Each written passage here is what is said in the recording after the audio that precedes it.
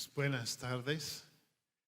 Os invito a buscar un solo versículo en la palabra de Dios que va a ser el versículo en que quiero basar la reflexión de esta tarde, que se encuentra en la primera carta de Juan.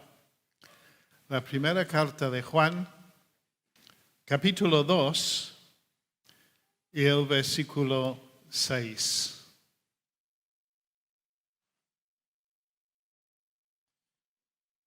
He titulado esta reflexión Retados a vivir como Cristo. Y de entrada, muchas gracias al equipo de sonido que a última hora les entregué un PowerPoint que ya tienen allí en la pantalla. Retados a vivir como Cristo. Y como subtítulo, que explicaré en un momento, he puesto del dicho al hecho hay mucho trecho. Una de las cosas que aprendí cuando llegué a España es que este es un país con muchos refranes. Y este fue uno de los primeros refranes que aprendí por la inmensa verdad que contiene, ¿verdad? Del dicho al hecho hay un buen trecho. Y cuántas veces he experimentado esto en mi propia vida. Primero Juan capítulo 2, versículo 6. El que dice que permanece en él, en el Señor Jesús, debe andar como él anduvo. Alguna versión alternativa dice, el que permanece en él debe vivir como él vivió. Tengo un problema con algunas de las canciones que cantamos. No con la canción en sí, sino conmigo mismo. Por ejemplo, a veces cantamos una canción que tiene como estribillo, aleluya, mi vida es Cristo. Aleluya, mi todo es Jesús. Y cuando canto estas palabras, me encuentro preguntándome a mí mismo, Timoteo, ¿estás diciendo la verdad? ¿De verdad que tu vida es Cristo? ¿Casi por exclusión de cualquier otra cosa? Timoteo, ¿puedes decir mi todo es Jesús? Antes también cantábamos el himnario, otro himno que me producía la misma sensación. ¿Cómo sigue? ¿Cómo es?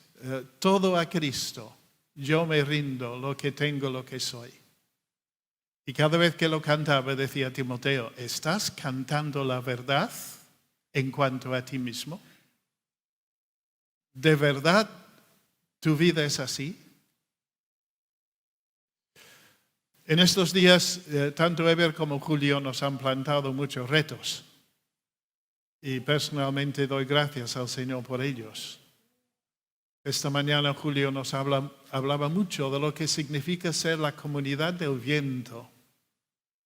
El hecho de que por su espíritu, por el viento de su poder, por su Espíritu Santo, el Señor nos ha hecho nacer de nuevo a los que somos de Cristo.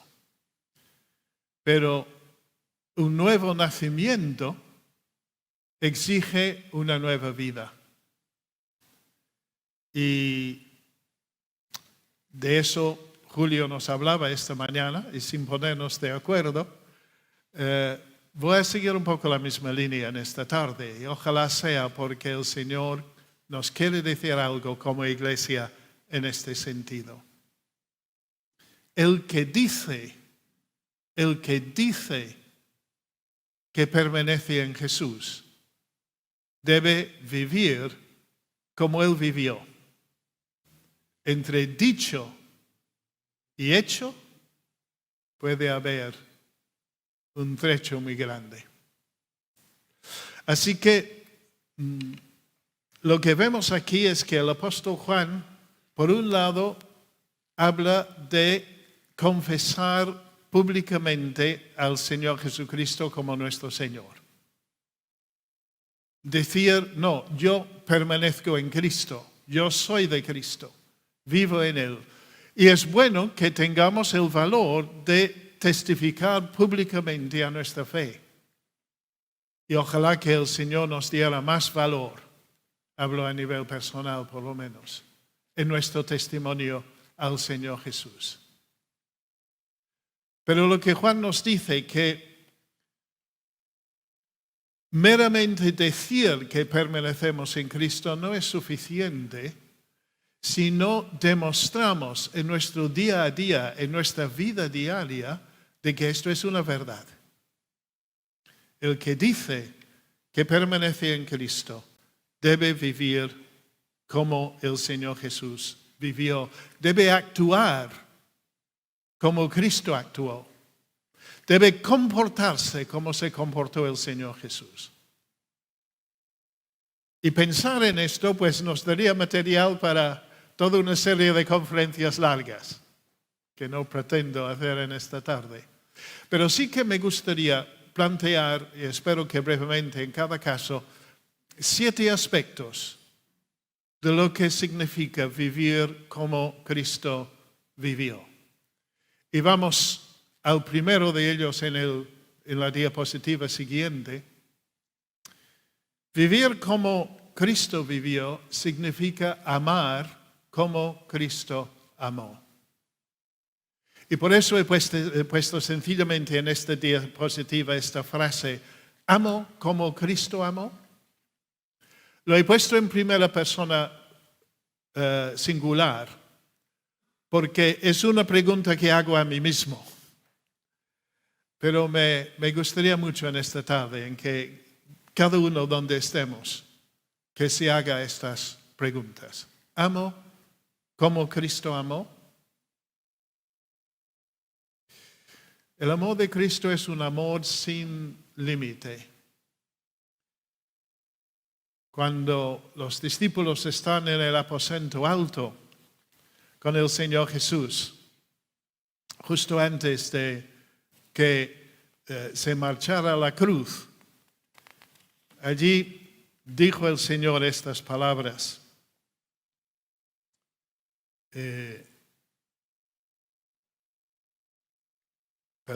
Que pensaba que tenía el versículo anotado en mis notas y no lo tengo, así que lo voy a leer. Antes de la fiesta de la Pascua, es Juan el evangelista que dice esto. Sabiendo Jesús que su hora había llegado para pasar de este mundo al Padre, habiendo amado a los suyos que estaban en el mundo, los amó hasta el fin, hasta el no va más. Un amor incondicional, un amor sin límites, un amor de entrega. El apóstol Pablo dice, en esto Dios muestra su amor para con nosotros, en que Cristo murió por nosotros, siendo nosotros aún pecadores. Es la cruz del Señor Jesucristo que es la medida definitiva de su amor para con nosotros. En Gálatas 2:20 el apóstol da un testimonio personal. Dice, el Hijo de Dios me amó y se entregó a sí mismo por mí. El amor de Jesús es un amor incondicional, es un amor sin límites, es un amor que se entrega. Y nuestras vidas deben estar marcadas por este mismo amor. Amor en nuestros matrimonios, amor en nuestras familias, entre hijos y padres, abuelos y nietos, amor hacia nuestros vecinos, amor hacia nuestros compañeros de trabajo, amor hacia el mundo que nos rodea, incluso amor hacia nuestros enemigos. Un amor incondicional y sin límites. ¿Amo como Cristo amó? Claro, un amor de este tipo solamente es posible para aquellos que pertenecen a la comunidad del viento. a la comunidad del Espíritu Santo. Es solo por la obra del Espíritu Santo en nuestros corazones que podamos siquiera empezar a amar como Cristo amó. Pero precisamente por esto, Dios ha enviado su Espíritu Santo a nuestros corazones. Y entonces no debemos ni contristar el Espíritu, ni apagar el Espíritu, sino estar llenos del Espíritu para que podamos amar así. ¿Amo como Cristo amó? La primera pregunta que me planteo. En segundo lugar, siguiendo a la diapositiva siguiente, ¿pienso como Cristo pensó? Porque para amar como Cristo amó, tengo que compartir su visión de las personas, su visión del mundo. Un mundo que le odiaba, que le crucificaba, que mostraba una tremenda crueldad hacia su persona. Y sin embargo, por este mundo entregó su vida el Señor Jesús. Para amar como Cristo amó, tenemos que pensar como el Señor Jesús pensó. Y podríamos decir, ¿eso es posible? ¿Que yo puedo llegar a pensar como Cristo?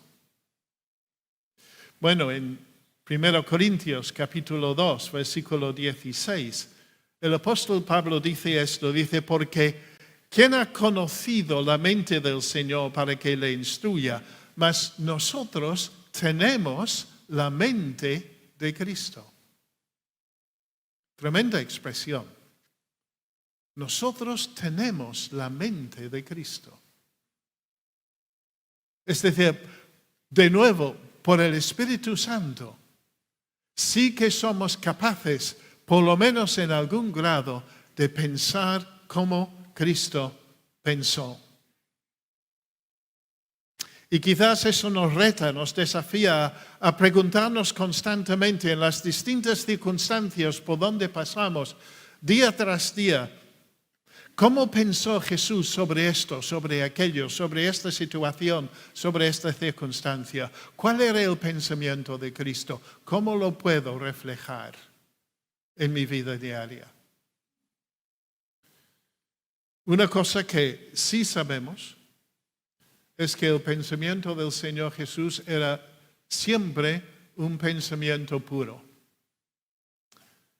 La Biblia insiste una y otra vez, y es el testimonio del mismo Señor Jesús, del apóstol Pedro, del apóstol Juan, del apóstol Pablo, que el Señor Jesús jamás pecó,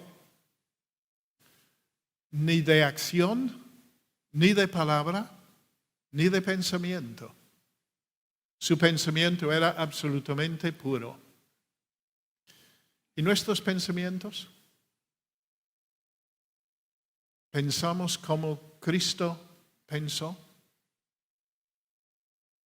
Por lo demás, hermanos, dice el apóstol Pablo, Filipenses 4:8, por lo demás, hermanos, todo lo que es verdadero, todo lo digno, todo lo justo, todo lo puro, todo lo amable, todo lo honorable, si hay alguna virtud o alguno que merece elogio, en esto meditad. El mundo habla mucho del pensamiento positivo, pues esta es la versión bíblica del pensamiento positivo. Y la pregunta es, quizás, ¿qué es lo que permitimos que entre en nuestras mentes día tras día? El mundo en que vivimos, y hablo del mundo bajo el control de Satanás, bajo el poder del maligno, que vive su vida en una actitud de rebeldía frente a Dios. Este mundo nos está bombardeando constantemente por todos los medios de información y las opiniones de las personas con quienes entramos en contacto día tras día. El mundo nos bombardea con pensamientos que no tienen nada que ver con la palabra de Dios. A veces Elenita me dice, mira, Tim, no podemos ver un programa de televisión después de las 10 de la noche porque sea lo que sea, está llena de inmoralidad y impureza. Todo lo que es verdadero, digno, justo, puro, amable y honorable, si hay alguna virtud o algo que merece elogio, en esto meditad. ¿Qué es lo que estamos permitiendo que entre cada día en nuestras mentes? Juan nos hizo una sugerencia, un reto, mejor dicho, esta mañana en cuanto al lugar que ocupe la palabra de Dios en nuestras vidas. Y cómo, tomando, aunque sea unos pocos minutos, los minutos de un espacio de anuncios en alguna serie, leamos la palabra de Dios. Meditemos en la palabra de Dios. Permitamos que la palabra de Dios configure nuestro pensamiento, nuestra perspectiva, nuestra manera de ver el mundo. Julio también nos leyó en esta mañana este versículo tan precioso que dice que la palabra de Cristo habite en abundancia en vosotros, con toda sabiduría, enseñándoos y amonestándoos unos a otros. La palabra de Cristo morando, habitando, viviendo en nosotros cada día en abundancia, para que nuestras conversaciones puedan ser fundamentadas en compartir la palabra del Señor y enriquecernos mutuamente. El apóstol Pablo nos recuerda la tremenda importancia de permitir que la palabra de Dios nos renueve constantemente. No os adaptéis a este mundo, nos dice el apóstol Pablo en Romanos 12:2. No os adaptéis a este mundo, sino transformaos por medio de la renovación de vuestra mente, para que verifiquéis cuál es la voluntad de Dios, lo que es bueno, aceptable y perfecto. Renuevo cada día mi mente en base a la palabra de Dios. Permito que la palabra de Dios configure mi manera de pensar, mi actitud hacia distintas opiniones, prioridades, ambiciones, valores que veo en la sociedad. Pienso como Cristo pensó. En tercer lugar, parece que por un momento hemos perdido la diapositiva, pero no tiene importancia. Primero tengo que amar como Cristo amó. Segundo, tengo que pensar como Cristo pensó. Y pensar como Cristo pensó me lleva a otra cosa. Me lleva a obedecer como Cristo obedeció. Si pienso los pensamientos de Cristo, entonces voy a obedecer la voluntad del Padre como el Señor Jesús lo obedeció. Jesús les dijo, mi comida, lo que más me llena, lo que más me satisface, mi comida es hacer la voluntad del que me envió y llevar a cabo su obra. Juan 4:34. Un poco más tarde, en Juan 6:38, dice, porque he descendido del cielo no para hacer mi voluntad, sino la voluntad del que me envió. El Señor Jesucristo vino al mundo para cumplir a rajatabla la voluntad del Padre. Obedecer la palabra de Dios, cumplir la misión que el Padre le había dado, costara lo que costara. Y vemos algo de este costo, algo de este precio, ¿verdad?, en el huerto de Getsemaní. Padre, sí, Padre mío, si es posible que pase de mí esta copa, pero no sea lo que yo quiero, sino lo que tú quieras. Padre mío, si esto no puede pasar sin que yo lo beba, hágase tu voluntad. Y yo estoy llamado a obedecer como Cristo obedeció. Dice el apóstol Pedro, en 1 Pedro 1, los versículos 14 y 15, como hijos obedientes. No os conforméis a los deseos que antes teníais en vuestra ignorancia, sino que así como aquel que os llamó es santo, así también sed vosotros santos en toda vuestra manera de vivir. La tercera pregunta entonces, como ya vemos en la diapositiva, ¿obedezco como Cristo obedeció? Esta senda puede ser muy difícil. Al Señor Jesús esa senda le llevó a la cruz. Y en cierto sentido también esto es verdad para nosotros. El Señor Jesús dijo, si alguno quiere venir en pos de mí, niéguese a sí mismo, tome su cruz cada día y sígueme.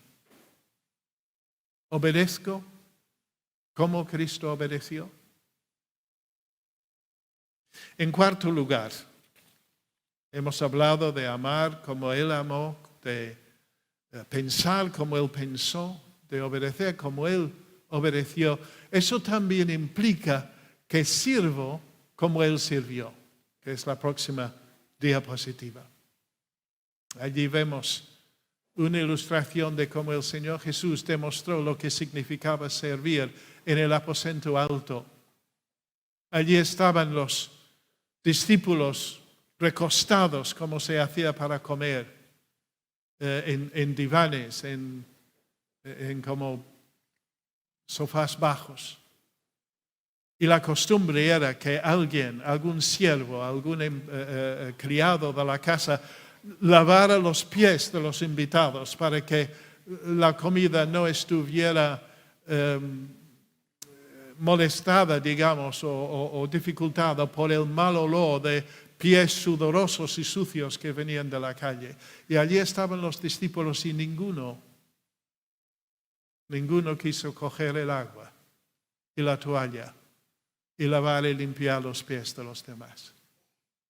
Y se levanta el maestro y quita su manta y se ciñe una toalla y coge agua en un lebrillo y se arrodilla a los pies de cada uno de sus discípulos, incluyendo a Judas, y lava los pies de cada uno y los secó. Toda una metáfora de lo que horas después iba a hacer en la cruz del Calvario, cuando nos lavó de nuestros pecados por su sangre. En aquella ocasión, el Señor Jesús dijo a sus discípulos, pero ni aun el Hijo del Hombre vino para ser servido, sino para servir y para dar su vida en rescate por muchos. Yo estoy entre vosotros como el que sirvo. El soberano Señor del universo, el Dios omnipotente en todo su poder y gloria y majestad, se arrodilla en un aposento a los pies de sus discípulos y lava sus pies sucios. Yo estoy llamado a servir como el Señor Jesús sirvió. Dice el apóstol Pablo cuando escribe su carta a los Gálatas, porque vosotros, hermanos, a libertad fuisteis llamados, solo que no uséis la libertad como pretexto para la carne, sino servíos por amor los unos a los otros. Porque toda la ley en una palabra se cumple en el precepto: amarás a tu prójimo como a ti mismo. Y amar es servir. Amar es entregarse, como dijimos antes. ¿Sirvo como Cristo sirvió? Puede ser difícil, costoso. Lavar pies malolientes, arrodillado, delante de personas ingratas. Quizás sea difícil en ocasiones. Pero si Cristo lo hizo por mí y a mí, no puedo dejarlo para mis hermanos y hermanas. Tengo que aprender a servir como Cristo sirvió. Otra cosa más. Vamos avanzando. También tengo que aprender a orar como Cristo oró. Hay un versículo que siempre me ha hecho mucho impacto y varias veces, incluso aquí en la capilla, lo he comentado. Es una escena que encontramos en el Evangelio de Lucas, donde vemos al Señor Jesucristo en medio de un grupo grande de gente. Dice Lucas 5:15, su fama se difundía cada vez más y grandes multitudes se congregaban para oírle y ser sanadas de sus enfermedades. Grandes multitudes. Y yo digo, qué oportunidad para el Señor Jesús. Multitudes que vienen para escucharle, para ser sanados. Qué oportunidad para realizar el ministerio que el Padre le había dado. Seguramente que lo agarró esta oportunidad con ambas manos. Y sin embargo, el versículo siguiente dice, pero con frecuencia él se retiraba a lugares solitarios y oraba. No es que daba la espalda sin compasión a las multitudes tan necesitadas. Es que necesitaba pasar tiempo en la presencia de su Padre en oración para que pudiera cumplir la misión que Él le había dado. ¿Qué tal mi vida de oración? ¿Qué tal tu vida de oración? Confieso que es el área espiritual de mi vida más flojo. ¿Cuántas veces digo a mí mismo, no, es que no oro más porque tengo tantas cosas que hacer, hay tantas actividades, tantas cosas que tengo que atender, no tengo más tiempo para orar? Imaginamos al Señor Jesús diciendo, mira, hay tanta gente, tanta necesidad, tantas personas que necesitan ser sanadas, tantas personas que deben escuchar la palabra de Dios. No tengo tiempo para orar. No. Con frecuencia el Señor se apartaba, iba al desierto y allí oraba con su Padre. Oro como Cristo oró. Otra de las cosas que Juan nos dio en esta mañana era una invitación a priorizar la reunión de oración de la iglesia como un aspecto de nuestra vida de oración. Priorizar la reunión de oración de la iglesia. ¿Por qué? Porque una iglesia que ora prospera y crece. Y una iglesia que no ora ni prospera ni crece. La oración es un aspecto vital de nuestra salud espiritual como individuos y como iglesia. Y el Señor Jesús lo sabía muy bien. Por eso se apartaba, buscaba al Padre y dedicaba tiempo a orar. Oro como Jesús oró. Me quedan, creo que son dos cosas más. En sexto lugar, si he contado bien, perdono como Cristo perdonó. ¿Cuántas veces vemos al Señor Jesucristo perdonando? Siempre me llama la atención el incidente del paralítico cuyos amigos hacían un agujero en el techo para bajar la camilla y ponerlo delante de Jesús. Y cuando esto ocurre, estoy esperando que el Señor diga, levántate, toma tu camilla y márchate. Pero no es lo primero que dice el Señor. Lo primero que dice el Señor es, tus pecados te han sido perdonados.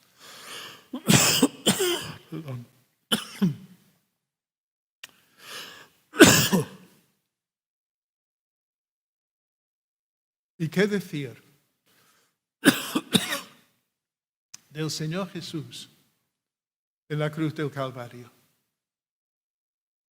Allí están los soldados que acaban de crucificarle, sin piedad ni misericordia, clavar los clavos en sus manos, en sus pies. Y ahora están al pie de la cruz,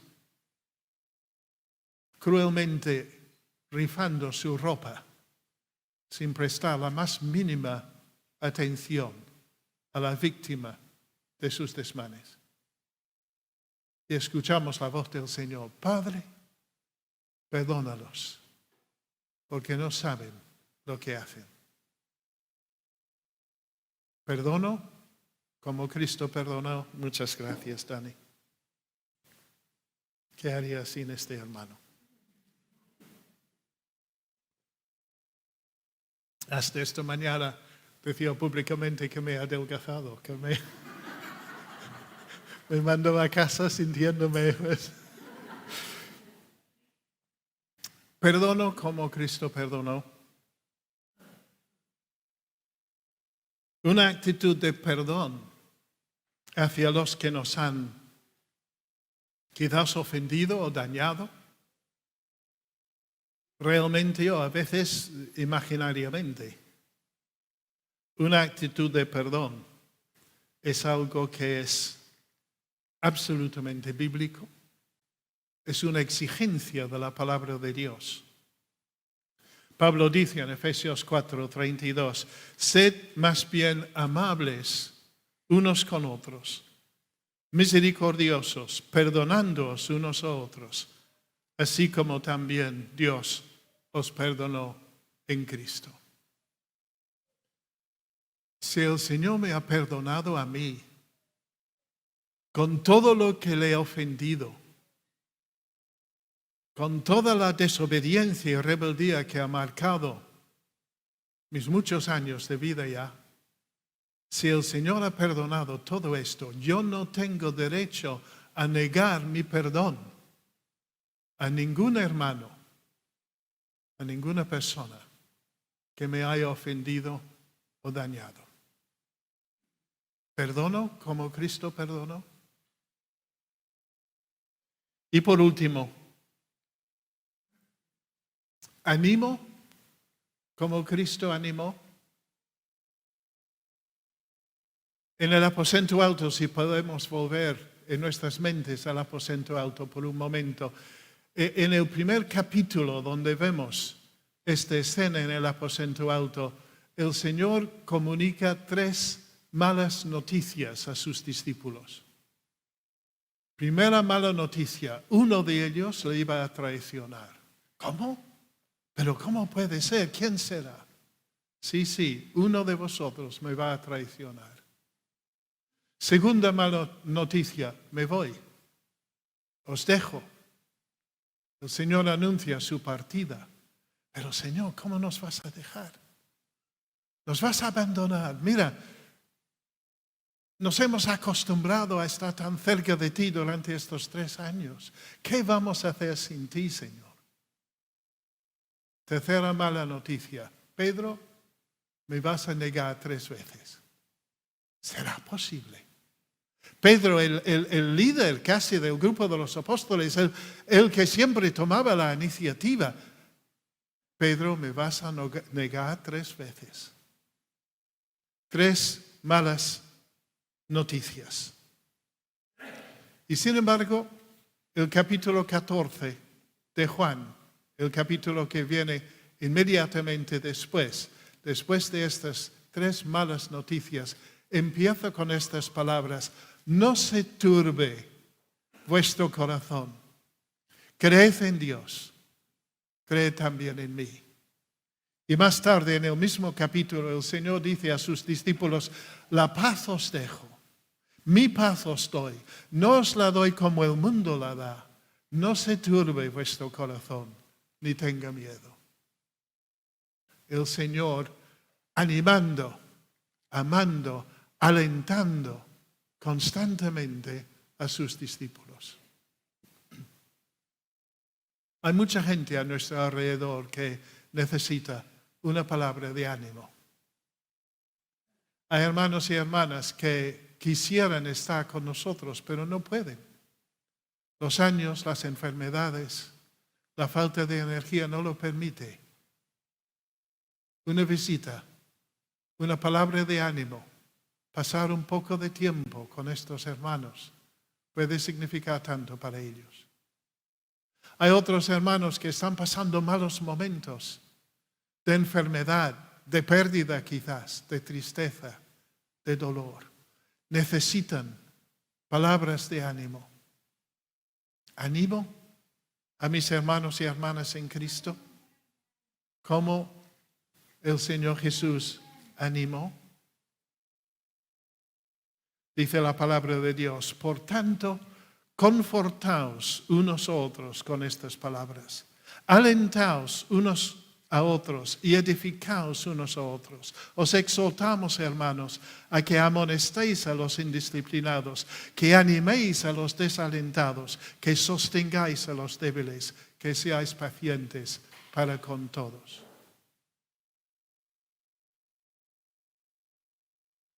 Cuando Caín asesinó a su hermano Abel, y el Señor le preguntó, ¿dónde está tu hermano Abel? Caín respondió, no sé dónde está mi hermano. ¿Soy yo acaso guardián de mi hermano? ¿Somos acaso guardianes de nuestros hermanos? Sí que lo somos. Somos guardianes los unos de los otros, haciendo todo lo que podamos para exhortarnos, animarnos, consolarnos, confortarnos mutuamente. Así hizo el Señor Jesús con los suyos, constantemente, aun cuando estaba a pocas horas de la cruz.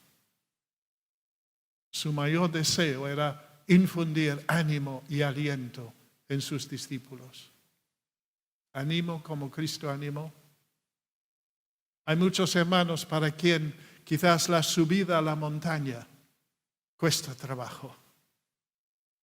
Animémonos los unos a los otros. Como familia de la fe, durante este año 2022, seamos una comunidad que nos amemos mutuamente, que nos animemos, que nos fortalezcamos mutuamente, no dejando de congregarnos, sino animándonos los unos a los otros. Una última palabra.